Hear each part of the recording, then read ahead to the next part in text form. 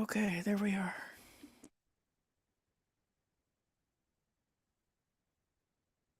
Namo tassa bhagavato arahato sammasambuddhassa.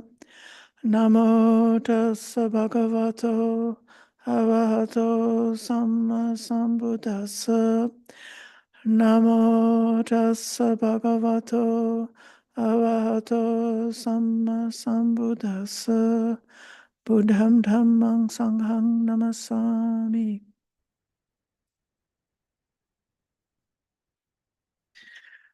Dear friends, the sutta that I chose for today is called Sariputta's Lion's Roar. It's in the Book of Nines and the Numerical Discourses, number 11.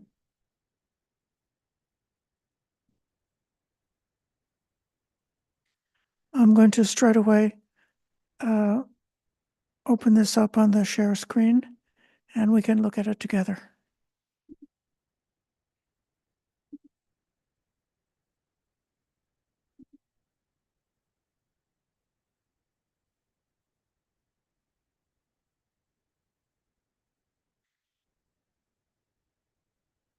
At one time, the Buddha was staying near Savatthi in Jeta's Grove on Atapindika's monastery.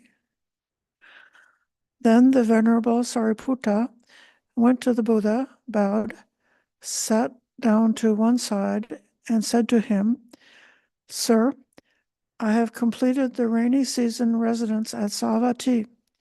I wish to depart to wander the countryside."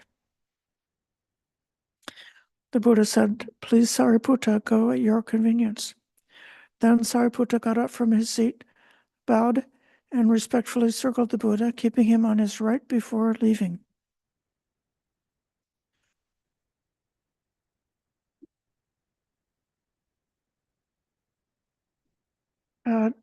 During the 3 months of the Vasa, or the rainy retreat, the bhikkhus and the bhikkhunis stay in one place. It's dangerous for them to wander during the rainy season because of the rivers are flooding in torrents, and the crops, the rice crops are growing, and they don't want large groups of bhikkhus to be trampling across the fields with the tender young crops trying to get started growing. So the lay people invited the bhikkhus in the different villages and towns. They would put up a hut. They easily put up a shelter out of bamboo and thatch, and invite a bhikkhu or a bhikkhuni to stay there for the duration of the Vasa. And then it's the merit for that village to support those monastics during those 3 months. Then at the end of the 3 months, it's recommended that the monastics would resume their wandering. In our Vinaya rules, we don't have to get permission from the Sangha or from our teacher to go wandering if we have observed the 3 months of the Vasa. There's something called a Vasa privilege, which is for those who completed the entire course completely and they didn't break their Vasa.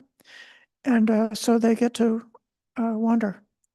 So I haven't gotten the ticket yet, but I have an invitation to go to New Jersey on the very day after the end of our rains retreat this October 20. So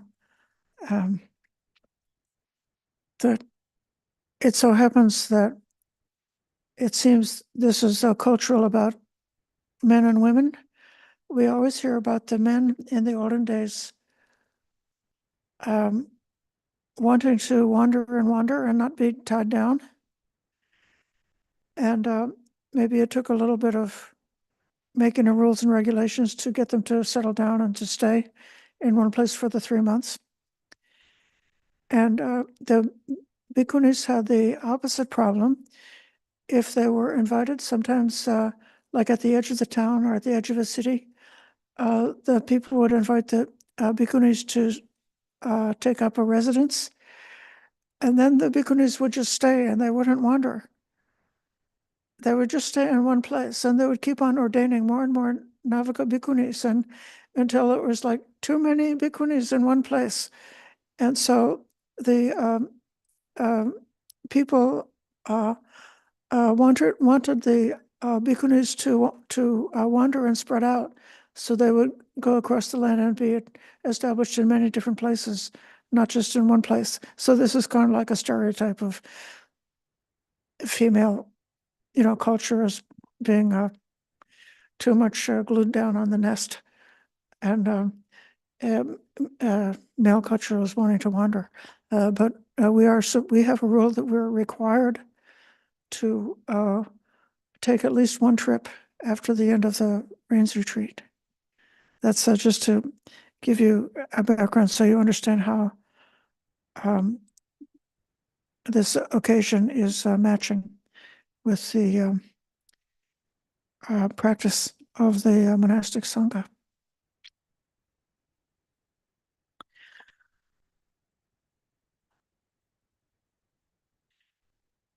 Not long after the Sariputta had left, a certain monk said to the Buddha, "Sir, Venerable Sariputta attacked me and left without saying sorry." So the Buddha addressed one of the monks. "Please, monk, in my name, tell Sariputta that the teacher summons him." "Yes, sir," that monk replied. He went to Sariputta and said to him, "Reverend Sariputta, the teacher summons you." "Yes, Reverend."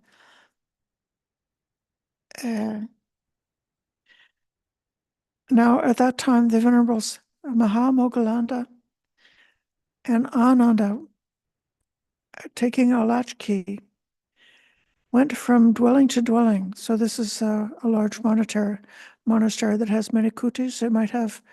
It could be a house with different rooms, or it could be many huts in a certain area of land, or it could be many caves in one area. So they went from dwelling to dwelling, saying, "Come forth, venerables, come forth, venerables. Now Venerable Sariputta will roar his lion's roar in the presence of the Buddha." And then Venerable Sariputta went to the Buddha, bowed, and sat to one side. The Buddha said to him, "Sariputta, one of your spiritual companions has made this complaint.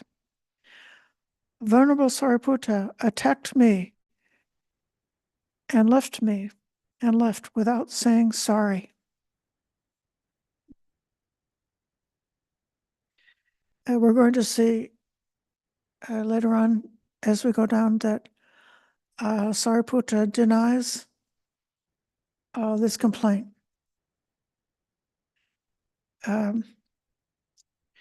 This is one of the 7 ways of resolving a dispute within the Sangha. If an accusation is made against a monastic, and that monastic is mindful, and they have a good and accurate memory of what happened, and they're able to say truthfully, "I didn't do it," then that's called a settlement by mindfulness. You should remember this, like in your family, if somebody complains about one of your children, or they complain about somebody else in your family, and you ask them about it, and if your family member is mindful and they say, "Oh, I didn't do it," or they remember what happened, you may believe them, listen to them, hear them, and believe them. And this is one of the ways of obtaining true justice in a family or in any other kind of group. It's not explained in the sutta, but it's said that while Sariputta was departing from where a group of monks were gathered, he adjusted his robe. And while he was adjusting his robe, the edge of his robe touched the body of that other monk. And feeling the brush of the fabric, that other monk took it as if he had been struck a blow by Sariputta. Can anybody remember another example when somebody criticized Sariputta and this time he welcomed it?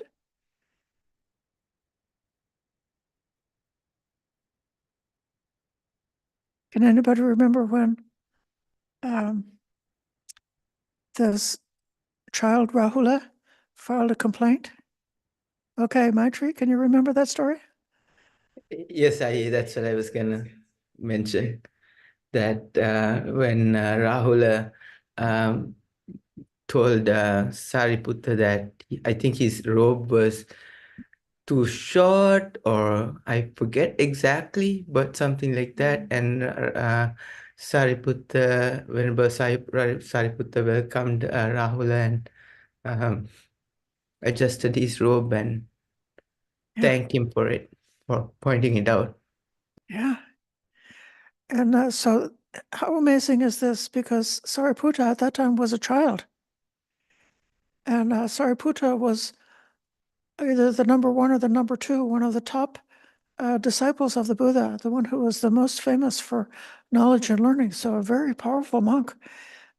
But even from a very junior monastic, if the criticism is correct, then one should welcome that criticism. And this is another aspect of how communities are both righteous and peaceful. So we're able to have justice within a community like you can in your family or in your group, in your town, or in your place of work, or in your club.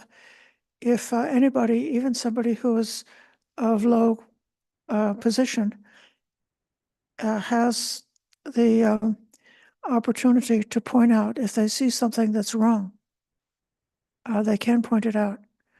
I think actually Sariputta's robe was crooked. And there is a rule in the Vinaya that says the monk's robe should be even all around. So it was not just a style criticism, but it was a criticism against the rule. So that's just pointing out, and see if part of the reason why monks, monasteries,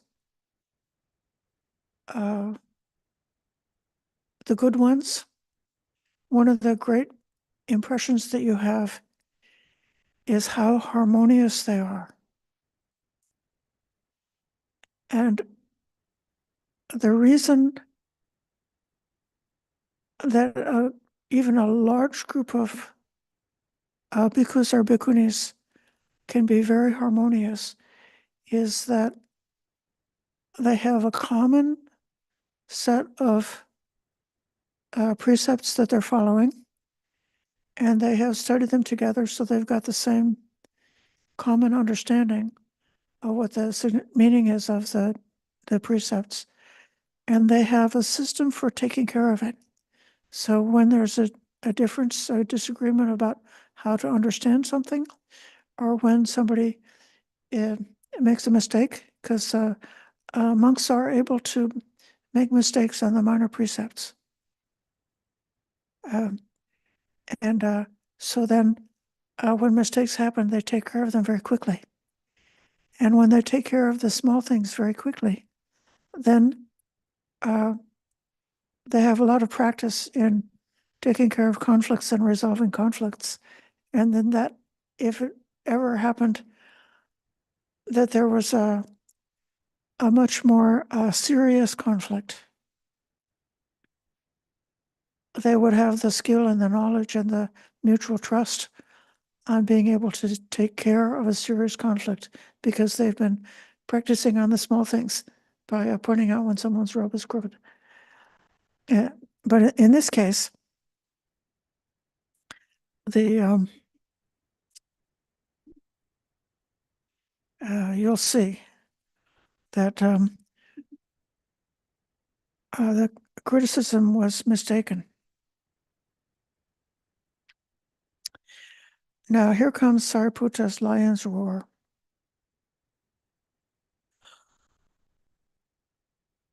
He's accused of having attacked the other monks and left without saying sorry, without apologizing.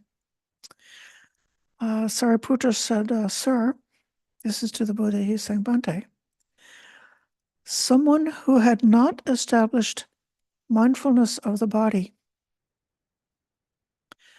might well attack one of their spiritual companions and leave without saying sorry. Suppose they were to toss both clean and unclean things on the earth, like feces, urine, spit, pus, and blood. The earth isn't horrified, repelled, and disgusted because of this.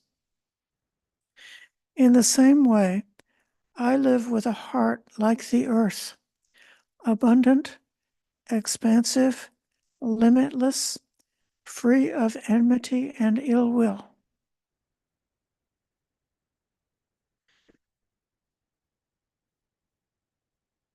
This was the,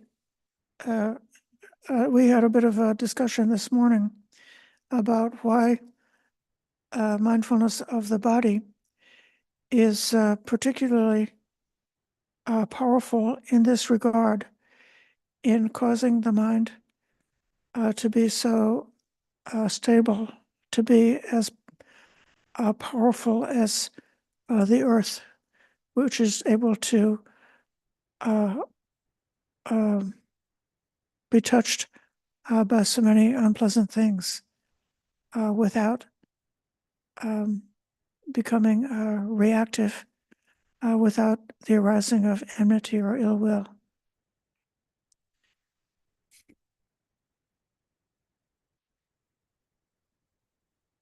Can anybody remember another famous sutta that has this same metaphor of meditating like the earth, which is not horrified when touched by unclean things?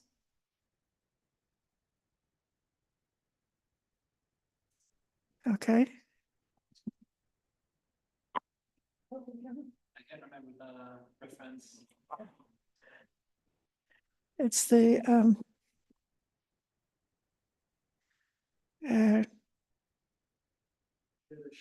it's the short Ovada to Sariputta. It's the short Ovada to Rahula. Chula Rahula Vada Sutta. Is it the short or the long? The long.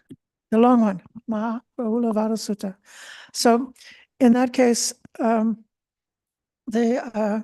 young Rahula, he's like a 19 years old, a new Navaka bhikkhu, and he's walking on the alms round behind the Buddha, and he's looking at the awesome body of the Buddha with his radiant skin and his bright brightness and uprightness. And Rahul is thinking, my father is so handsome, and I'm going to be handsome too, like my father. And with that, he's developing a conceit. And then one of the instructions that he gets about this is about meditating like the earth, which is able to receive both clean and unclean things without any disturbance.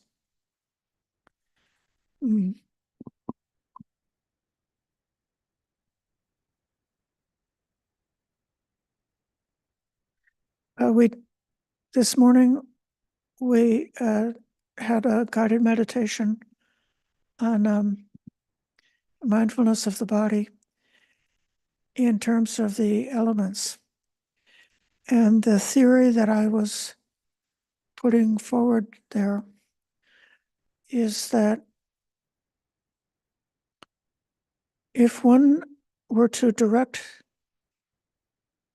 their mind towards sensations with the senses, that when there's a contact with the senses, immediately from that comes feeling, and very easily from feeling comes proliferation of thoughts and wishes and reactions.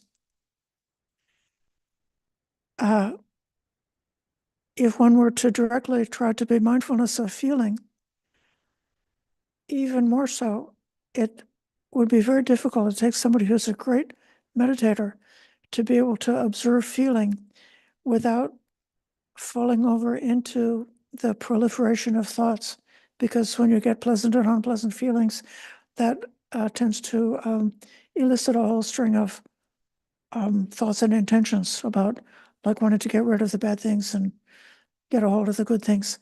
And if you try to be mindful of your states of mind, or even to be mindful of thinking, it's even more difficult to be mindful of thinking without getting carried away in proliferation. But then the bare elements of the body in terms of elements is the farthest thing that one can have the direct perception of, that's far away from reactions and proliferations. And so then meditating on the element can help one to become more stable in the mind. And that stability then is a state that would be without like and dislike, without greed and aversion. And within that stable place, it's a good place to enter into and gain samadhi, to gain deeper meditation. Richard, do you have a thought to add here?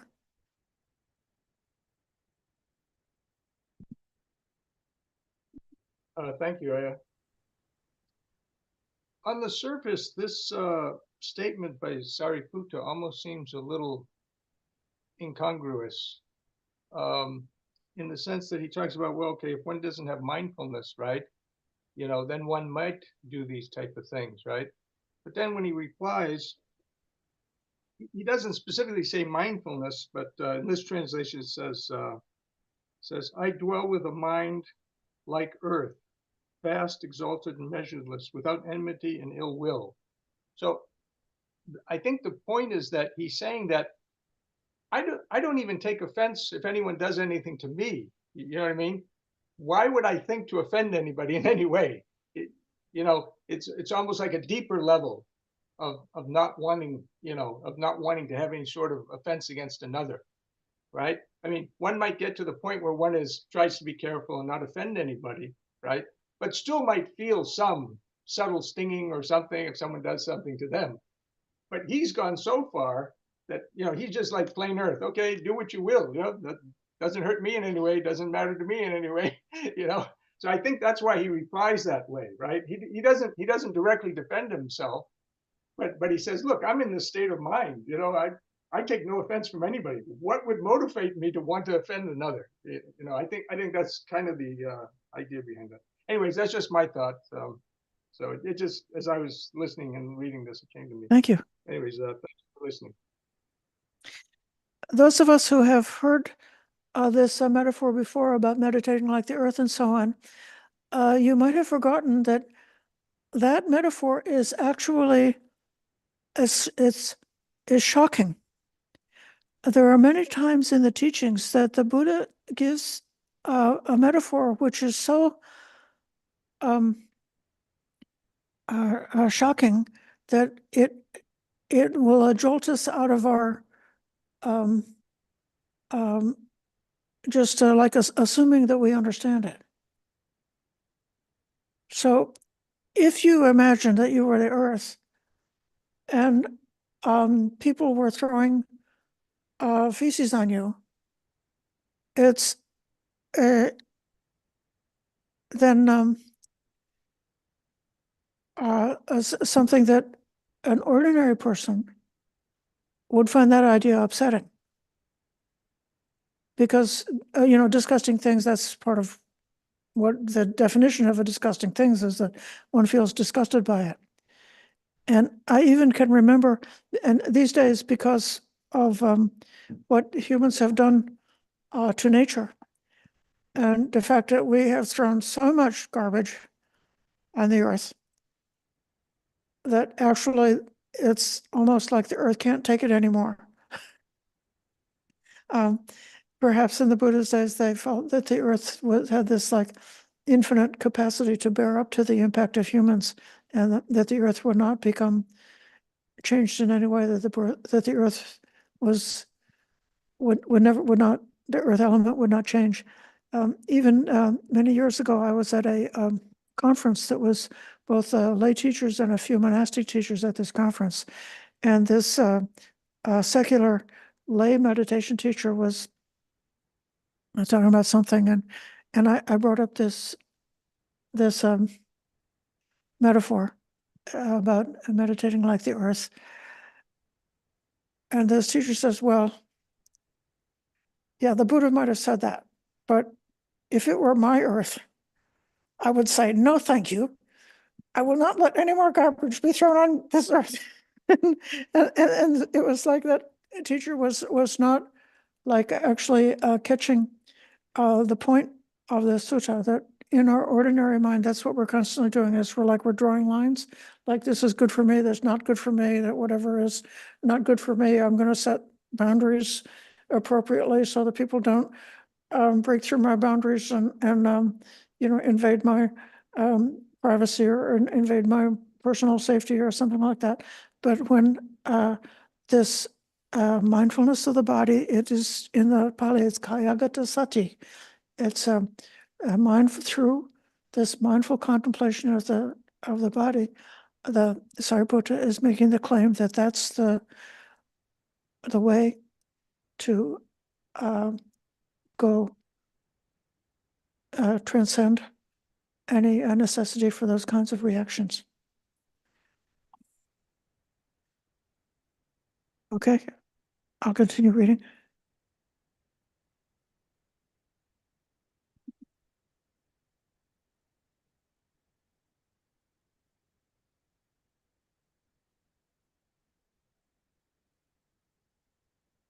He said, someone who had not established mindfulness of the body, that's kayagata sati, might well attack one of their spiritual companions and leave without saying sorry.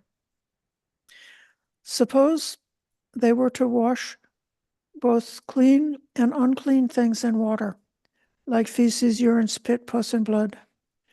The water isn't horrified, repelled, and disgusted because of this. In the same way, I live with a heart like water, abundant, expansive, limitless, free of enmity and ill will.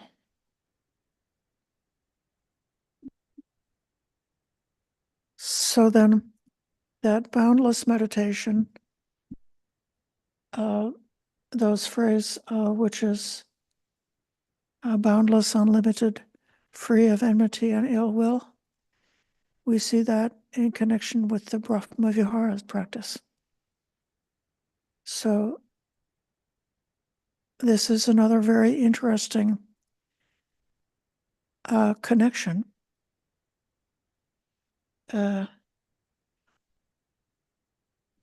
One could think of the Brahma-vihara practice, the practice of loving kindness, sympathetic joy, compassion, and equanimity. I should say loving kindness, compassion, sympathetic joy, and equanimity as being an active recollection wherein one brings up certain kinds of thoughts and is intentionally thinking those kinds of thoughts with respect to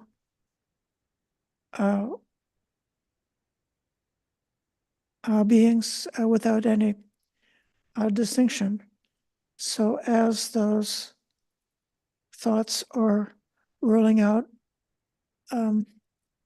across whatever one can understand as far as all beings who exist, all that have a life, all that have consciousness, all that have come to be, those near and far, those ones that we may recognize by name are the ones that we don't recognize by name, spreading out gradually over a wider and wider field of different kinds of beings. Then as we imagine this limitless, infinite domain that includes all the beings in the world, then the mind obtains that boundless quality.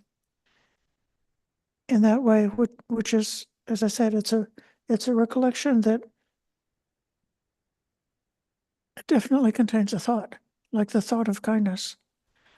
But the earth element is not full of thinking, or the water element is not full of thinking. Water is just water. But the very, like, being empty of vitaka vichara, being empty of applied thought and sustained thought, is another kind of a pathway to being free from enmity, free from ill will, free from any kind of preferences, to obtain that state of boundlessness. So it's just very interesting that if one were trying to meditate on the Brahmaviharas, on developing those divine abidings, I think that this sutta is giving a very interesting suggestion for practice, saying, how about start by meditating on the elements and visualizing yourself being like the earth or being like water, which is not even capable of being horrified and repelled by things that are clean and dirty, which is free from liking and disliking, and therefore free from aversion, free from hatred, free from disturbance, and then make that the jumping off point for meditating on the Brahmaviharas. And if somebody has so fully developed the Brahmaviharas, well, they certainly would not give a blow to their fellow monastic and go away without saying sorry.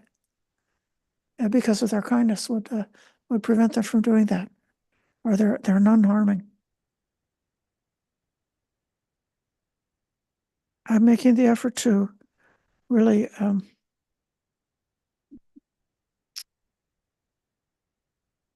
not just rush over these metaphors, even though I think some of us have heard them many times before. He went on to say, someone who had not established mindfulness of the body might well attack one of their spiritual companions and leave without saying sorry. Suppose a fire were to burn both clean and unclean things like feces, urine, spit, pus, and blood. The fire isn't horrified, repelled, and disgusted because of this. In the same way, I live with a heart like fire, abundant, expansive, limitless, free from enmity and ill will.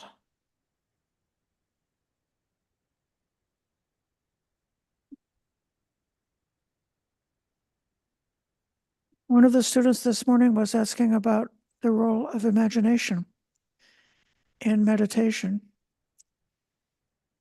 Suppose you were to use your imagination and can you think of a simile about some kinds of repulsive things that you receive and some kinds of repulsive things that you wash and some kinds of repulsive things that you burn? Okay, I'm waiting for your answer.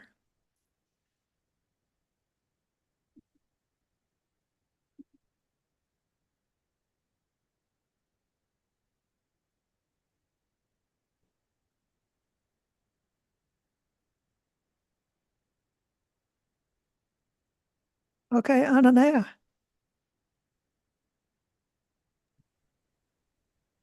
Laundry comes to mind, as well as dishes, although these days often one has a dishwasher machine, so that takes care of that. But yeah, the laundry is what comes to mind. Is there a moral quality that you would like to wash away? Well, that's always a good idea. One could consciously, I hadn't thought about that, but actually that's true. One could put the laundry in and be thinking of greed, hatred, and delusion while you were doing it. You could. Yeah, no, really, that's actually a very good idea. Thank you. I would never have thought of that, actually. What about a different kind of moral quality that you don't try to wash it away, you just try to receive it? Like the earth receives all those things. Oh, to be equanimous about it. Yeah.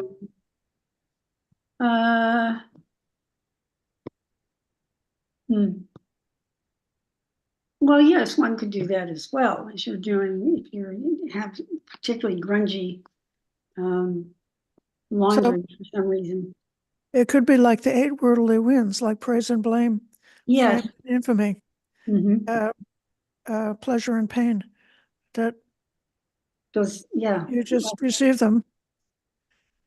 And then there's some things that you want to burn.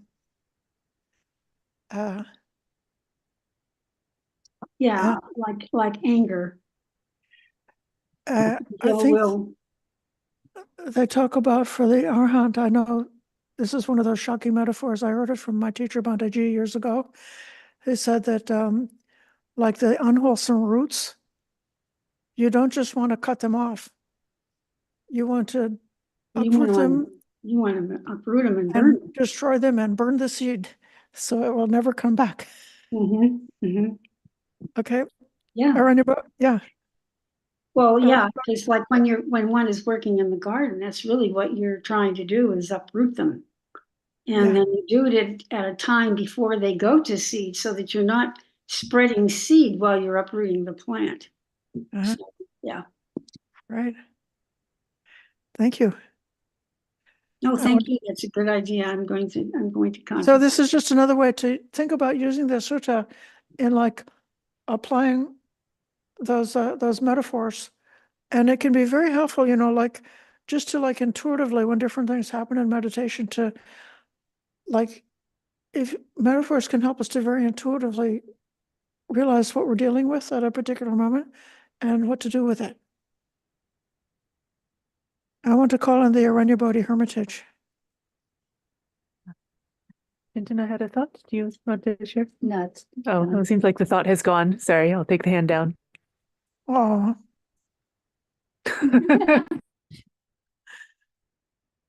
okay. Let's go back and read a little bit further.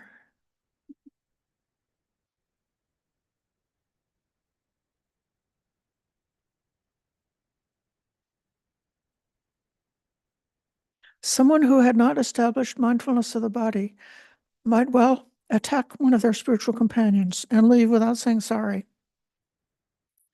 Suppose the wind was to blow on both clean and unclean things like feces, urine, spit, pus, and blood. The wind isn't horrified, repelled, and disgusted because of this.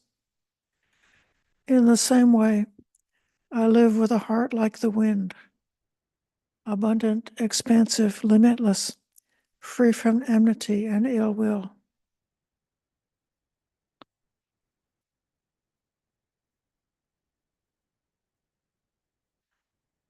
I'm not sure what the moral equivalent is for something that would come up for us that we want to think of being like the wind, to touch those different qualities. Okay, Amber, would you talk to the microphone, please?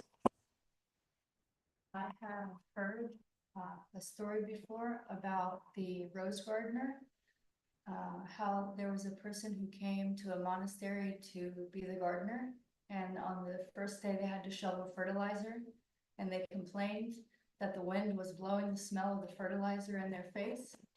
And the person was told, if you have a preference for the smell of the fertilizer over the smell of the roses, then your job as the gardener is not well understood. Okay. Could you hear that? The gardener, somebody was given the job.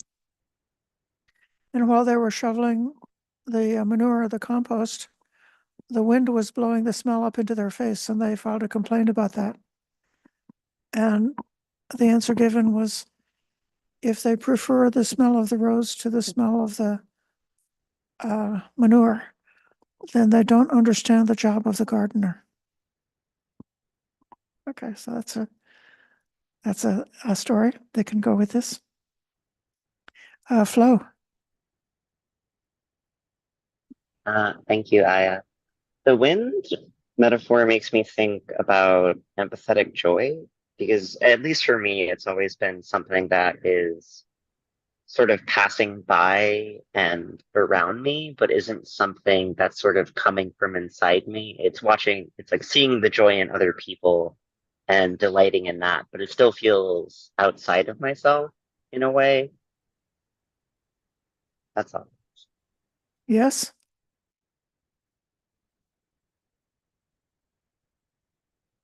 Being among society does very frequently feel like being in the middle of a tornado, being surrounded by the thoughts and feelings of many other people besides one's own thoughts and feelings.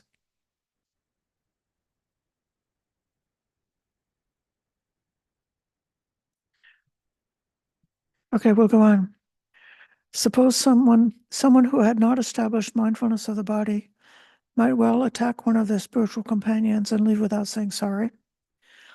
Suppose a rag was to wipe out both clean and unclean things like feces, urine, spit, pus, and blood. The rag isn't horrified, repelled, and disgusted because of this. In the same way, I live with a heart like a rag, abundant, expansive, limitless, free of enmity and ill will.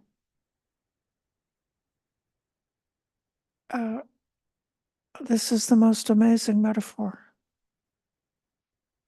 You don't typically think of a rag as being abundant, expansive, limitless. You think of a rag as being small and limited. The Sihanada, the lion's roar, is like the powerful statement that's made. Very often it's made by one who has just become a fully awakened Arahant. And they're making a statement of their full enlightenment. So they're claiming something which is rare, that takes hard to get, takes many lifetimes to accomplish a full arahantship, full awakening. It's very powerful and mighty. But to have the lion's roar saying, I am like a rag, it's because it's such an opposite thing. That's why it's shocking. But we can see that actually it's the one who is truly accomplished is able to be very humble and simple, a humble and a simple monk who doesn't need to put on airs, who doesn't need to have a crown to wear, doesn't need to be on a high seat, but instead, in some ways, can talk like a person who's just merely humans, very simple. And they could say, I'm so humble. I'm the humblest person of anybody in this whole room. I'm more humble than anybody else in the universe. No, they wouldn't say it like that. They would, but they would have in that manifestation of simplicity would be one of the marks that you could see in one who's really had the breakthrough. Okay, I can call on Richard and then Ren.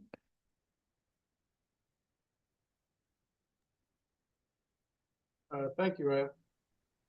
If you notice, the first 4 examples are passive examples.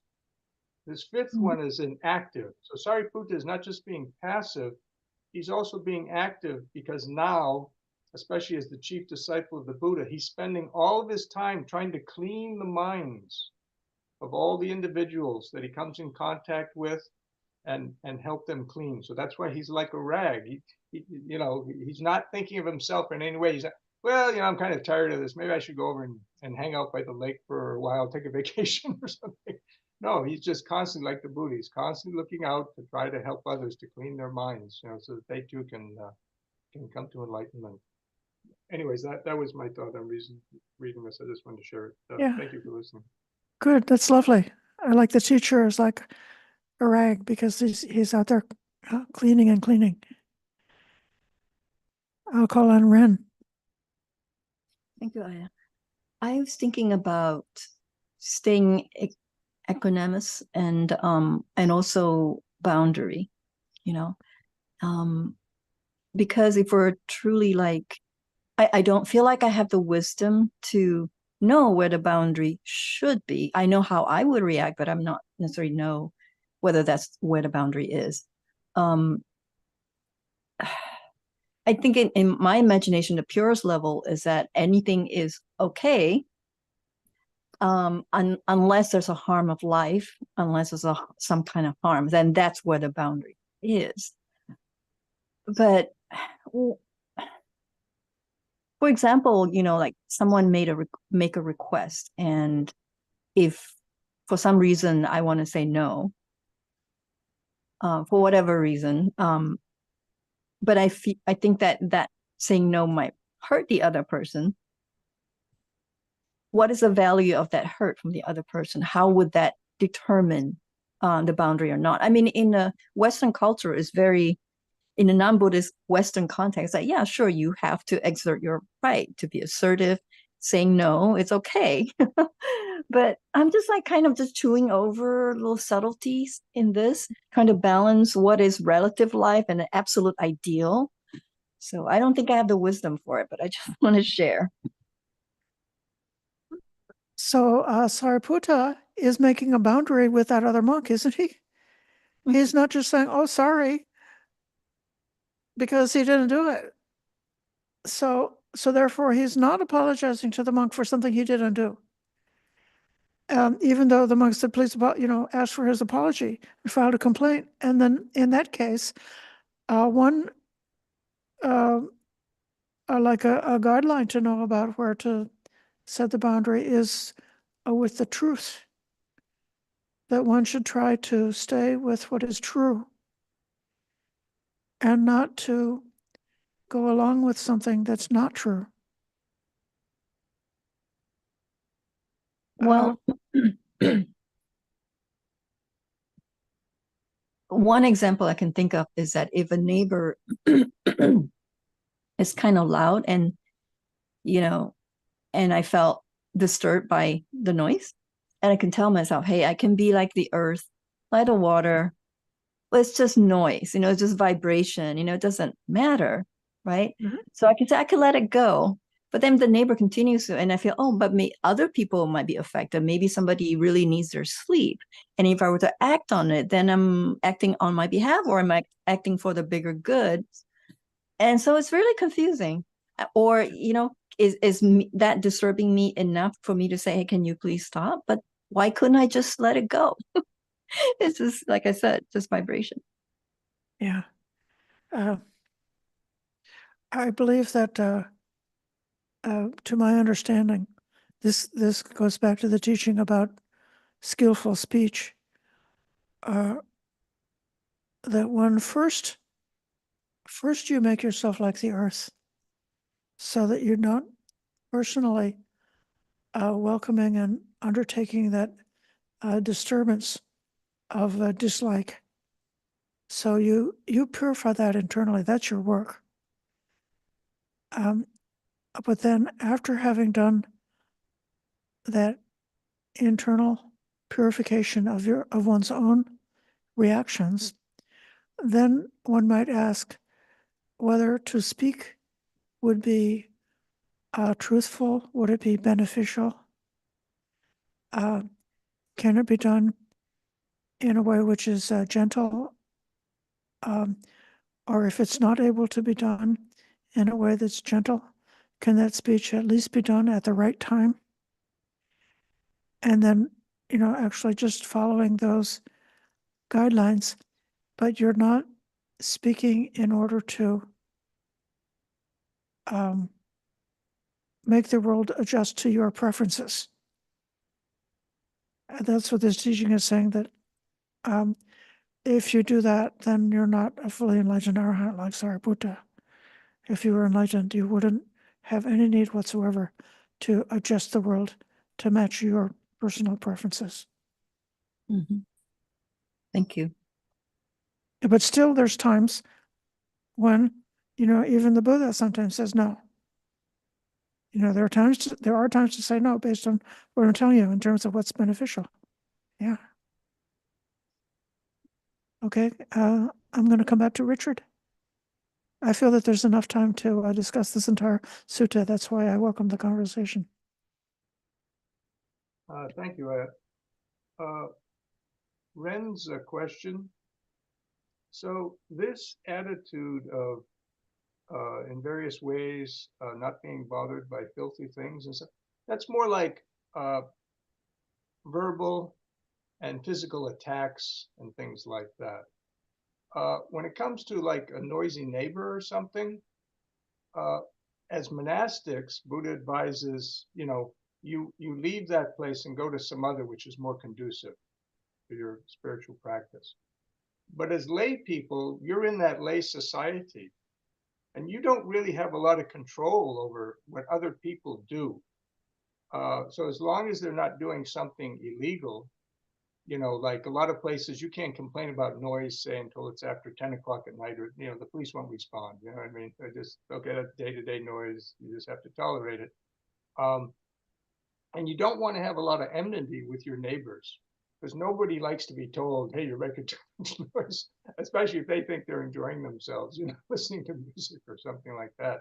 So what I'm trying to say is, I don't think these 4 examples in particular really relate to that type of problem. I think that's a different type of issue, and it needs to be handled by a layperson in a very different way to try to maintain as much harmony as possible, in the situation. Because you don't want to be living with a neighbor who now has a grudge or something against you and can cause a lot of problems for you. And if it's just too difficult to live in that area because of that, you'll have to consider, maybe moving or something to a quieter place. Anyway, that's just my opinion, but I'm just saying you need to be a little careful about something like that. Anyways, thank you for listening. Okay, thank you. I don't want to go too far down this track because we could spend the rest of the hour just on that question. But one other idea to have in mind is elsewhere, when they talk about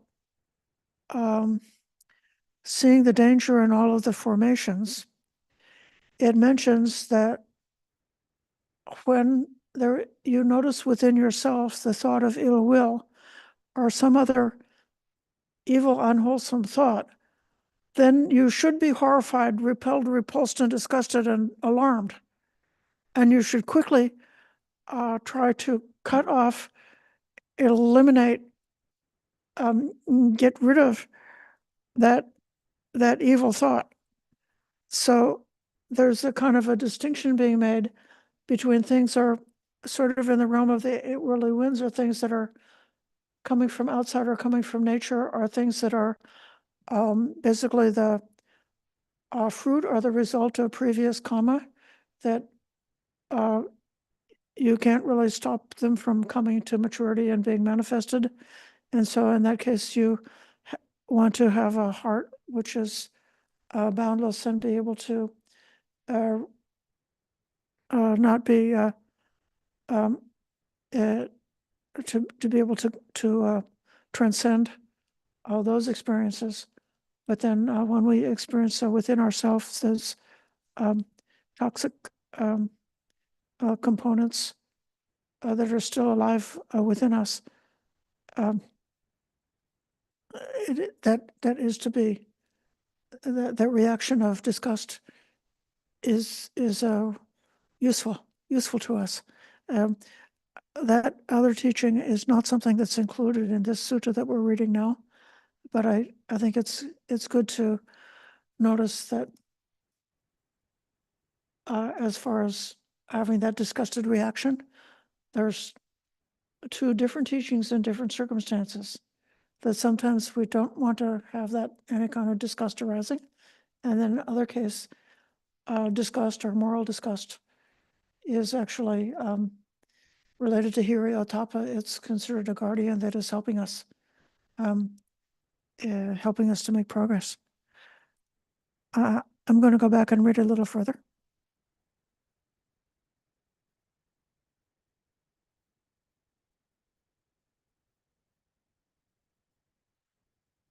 Someone who had not established mindfulness of the body might well attack one of their spiritual companions and leave without saying sorry.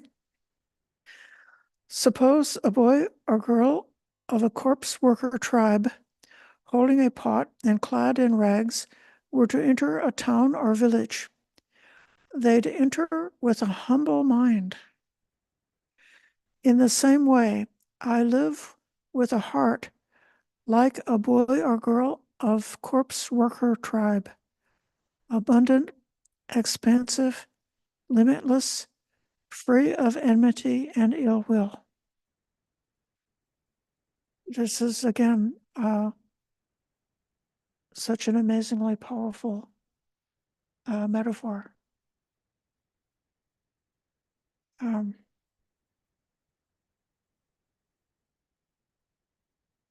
I know I've had a chance to talk with people who are much more so the object of prejudice and discrimination than what I've personally experienced.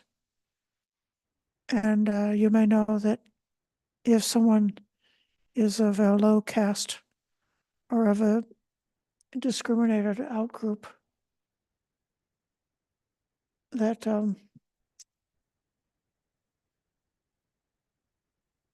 humility is a survival technique.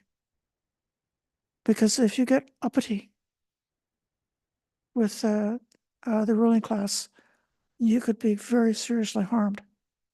So then, just as a matter of survival from childhood, one might learn how to keep a humble demeanor, like the humble demeanor in a way is on the outside, but then on the inside is a tremendous strength because you have the strength not to get upset and emotional just because somebody is treating you badly. You have the strength to choose. And the other aspect that I've learned from talking with other people besides myself who've had much stronger experience than me with actual discrimination is that from childhood one may learn that anytime you make a little mistake, that's going to be held against you. Whereas the ruling class boys and girls can get to make all kinds of mistakes and do all kinds of bad things and they get forgiven. But if you make a mistake like that, it could really hurt you. So then there's a kind of a striving to be perfect, carrying that pot of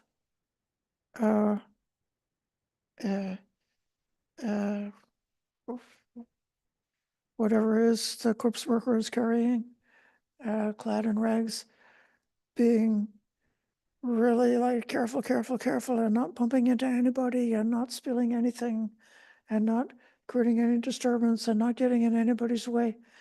So then there's like, again, that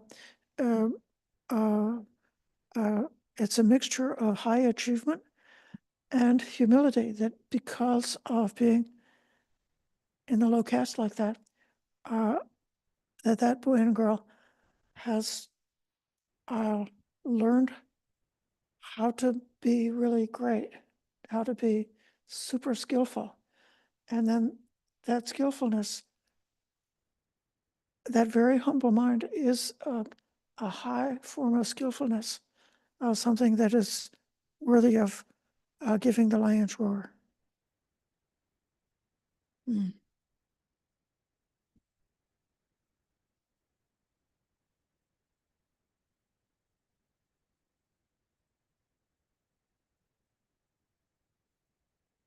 Someone who had not established mindfulness of the body might well attack one of their spiritual companions and leave without saying sorry.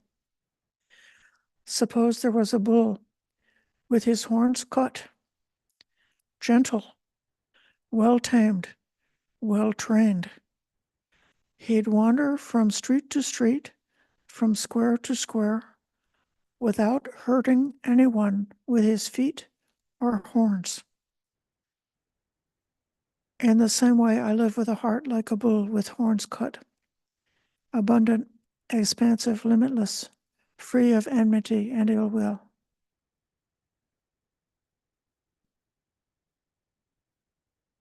So another image of taming.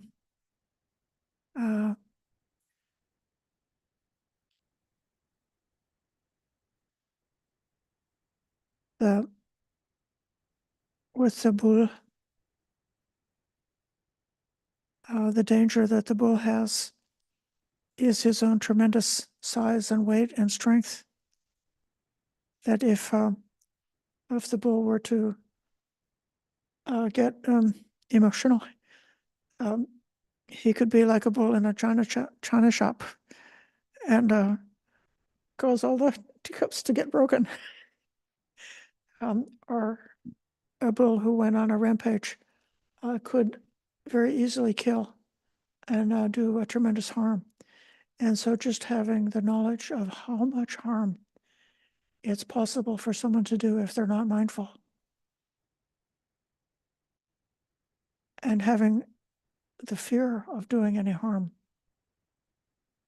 would cause one to then train oneself to become fully trained in gentleness, to be able to go from place to place without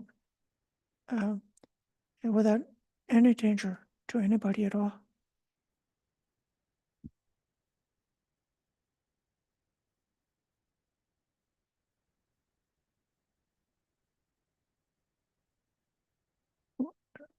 I'll again invite, if anybody would like to apply these two metaphors for your own life or for your own practice.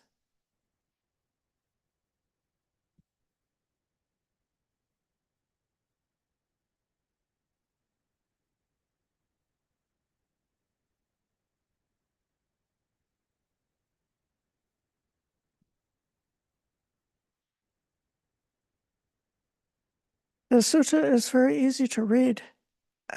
It doesn't have, deep philosophical ideas that we struggle to understand even what is being pointed to. But if we allow our imagination to apply how the training could be like these different situations, then you could see that, especially for one who has some power, who has authority. Sariputta was one of the Buddha's chief disciples. If he were not gentle and careful, think how he could squash some young bhikkhu or entry-level person who's not accomplished very much, who's not famous and not well-known, who's not well-educated, not intelligent, not so learned, not so accomplished. Even if a great accomplished enlightened monk or even a Buddha was to look at somebody with an angry, irritable mind and to be inclined to punish and humiliate them, and how they could do so much harm, but they've part of their accomplishment is this accomplishment in being tamed, and being so tamed that they would not do any harm. Maitri didn't speak before, so I'm going to allow Maitri first and then Richard. I saw that the simile, excuse me, sorry. Yeah, the similes that are coming up, the first four were the elements, like Richard was pointing out, they were very passive. And then the fifth one was a rag, where you're actively trying to remove things, and there's some active form there. And then these next two are he's first, it's a boy or girl of a low caste. It's bringing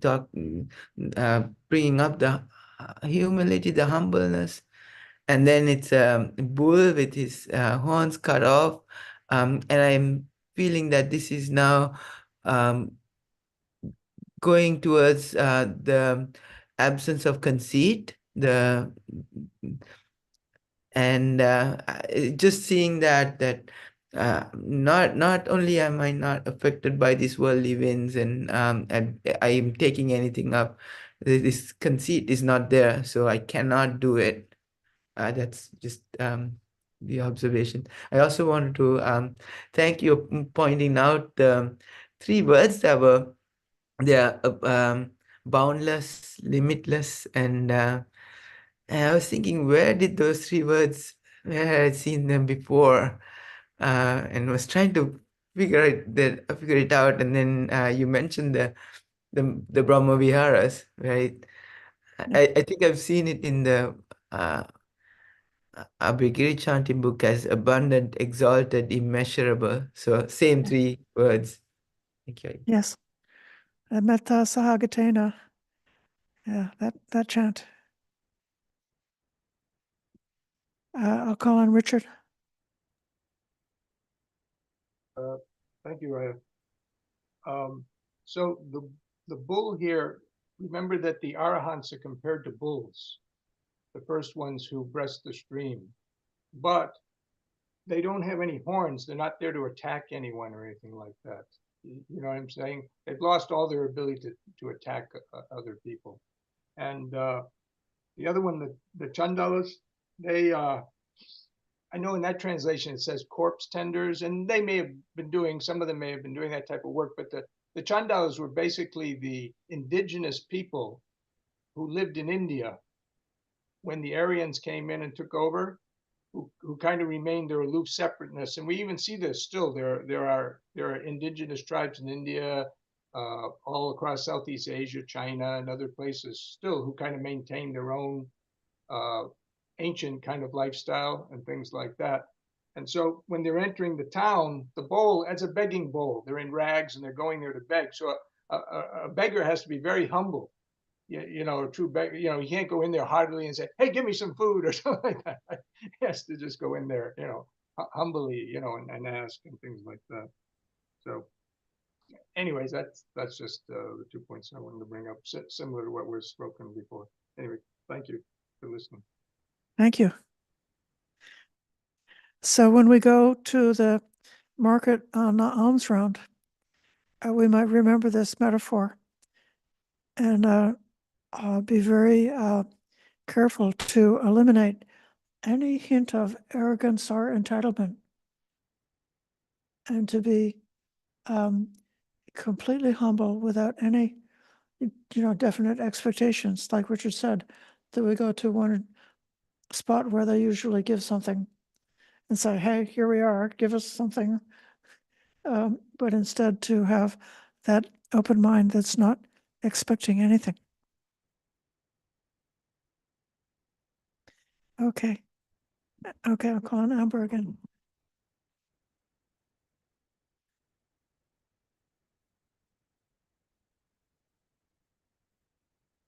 So I would just like to share that my understanding of the bull not having horns is not necessarily for me about the danger of the horn. It's more of a simile of, since the animal is a simile for sort of like internal states which could cause harm.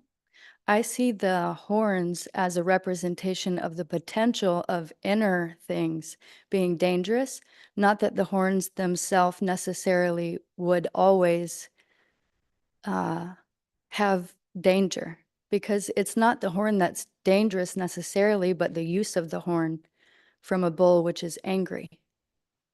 So for me, it's more like understanding that you could hold a sword, but if you don't have ill will, having the sword is not an issue. Indeed, those same inner toxic tendencies that I had mentioned before, that if you're a trainee, you want to be repulsed by them so you can cut them off. But if you're an arahant, those inner tendencies have been cut off. So having the horns cut off is a metaphor for an arahant who has the internal potential to do harm has been cut off.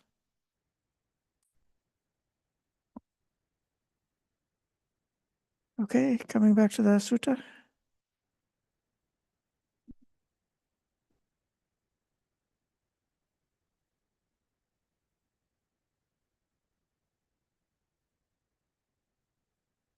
Suppose there was a woman or a man, someone who has not established mindfulness of the body might well attack one of their spiritual companions and leave without saying sorry. Suppose there was a woman or a man who was young, youthful, fond of adornment, and had bathed their head. If the carcass of a snake or a dog or a human were hung around their neck, they'd be horrified, repelled, and disgusted. In the same way, I'm horrified, repelled, and disgusted by this rotten body. Someone who has not established mindfulness of the body might well attack one of their spiritual companions and leave without saying sorry. Suppose someone was to carry around a bowl of fat that was leaking and oozing from holes and cracks.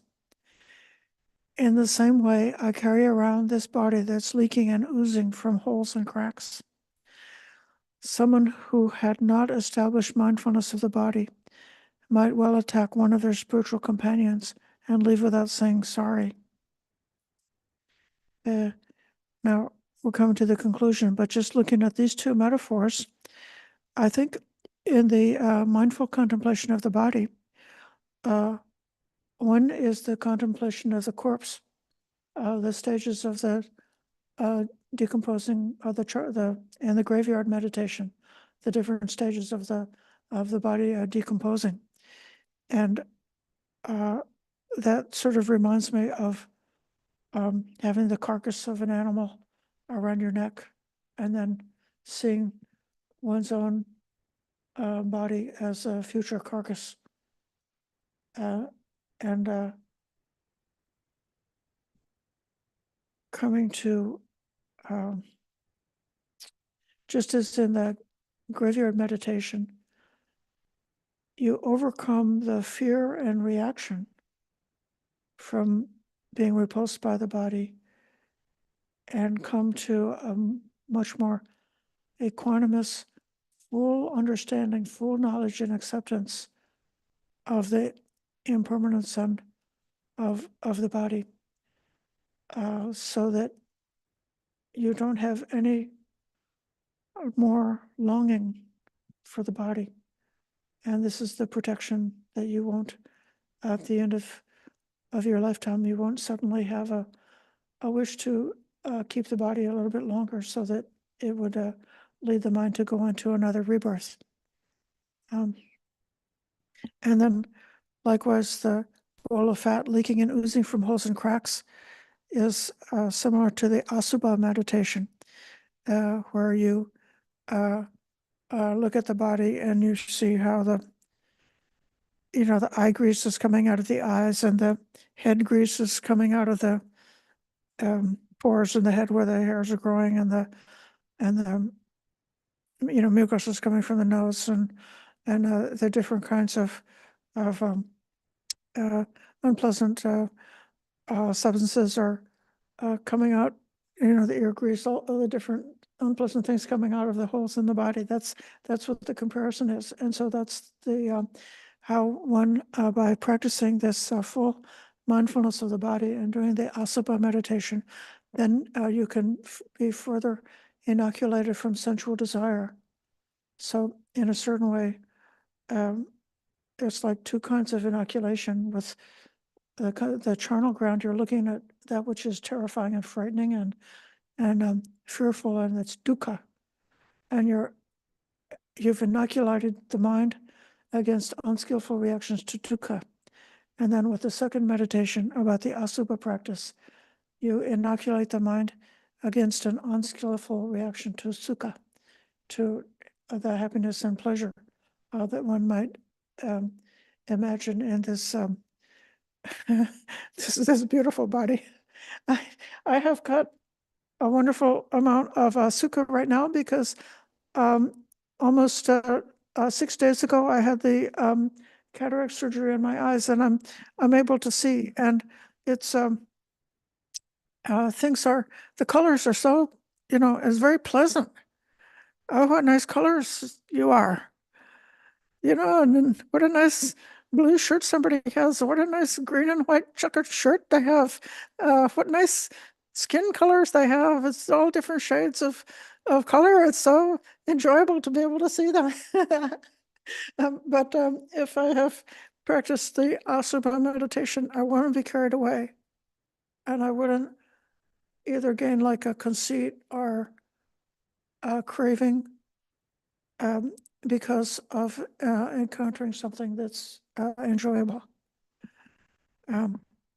So that's my thought about that. We're just at the close of the sutta, but I think we have enough time if anybody wants to add a thought about these last two similes, the one about the carcass around the neck or the one about the leaky pot.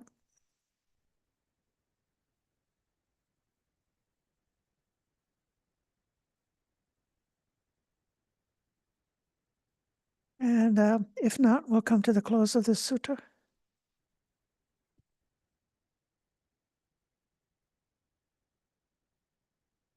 Then that monk, that's the other monk, the one who made the accusation, rose from his seat, placed his robe over one shoulder, bowed with his head at the Buddha's feet, and said, "I have made a mistake, sir. It was foolish, stupid, and unskillful of me to speak ill of Venerable Sariputta with an incorrect, hollow, false, untruthful claim. Please, Bhante, accept my mistake for what it is, so I will restrain myself in future. Indeed, monk, you made a mistake. It was foolish, stupid, and unskillful of you to act in that way. But since you recognized your mistake for what it is, and have dealt with it properly, I accept it." This is another way of resolving a dispute within a sangha, a reason why monastic sangha or your own family or place of work or government or body or club, all of them can become very harmonious if when somebody makes a mistake and does something unskillful, if they would acknowledge their mistake, and if the others would say, and if they make this vow, this determined to restrain in the future, then those two things, that acknowledgement and intention to restrain, and then you accept the apology. And that is how we how our system works for keeping harmony in the community. It is for the growth and training of the Noble One to recognize the mistake for what it is, deal with it properly, and commit to restraint in the future. Then the Buddha said to Venerable Sariputta, Sariputta, forgive that silly man before his head explodes into 7 pieces right there. And Sariputta replies, I will pardon that Venerable if he asks me. May the Venerable please pardon me too. See how humble he is? Even an Arahant says, I forgive, please forgive me too. And this is how we avoid conceit and how we bring any kind of a dispute or a conflict to a closure and a full healing of that difference.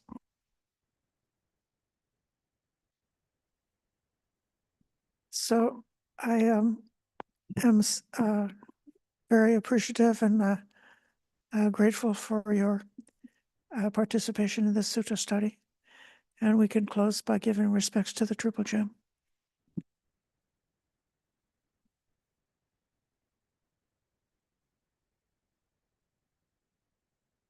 Araham Samma Sambuddha Bhagava Buddhang Bhagavantang Abhivademi Svakato Bhagavata Dhammo Dhammang Namasami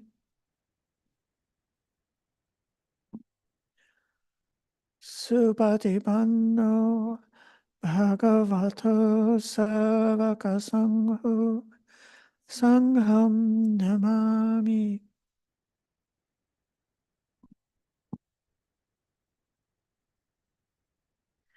Thank you, everyone, for your practice, for your efforts, and for your patient listening today. Thank you. Thank you, Aya. Okay. Thank you, Aya. Bye. Thank you, Thank Aya. you, Aya. Thank you, Aya. Yeah. Dhamma Rishika, yes, we had some speech this morning. I'm happy to see you again this afternoon, and I'm delighted to see you every time you come.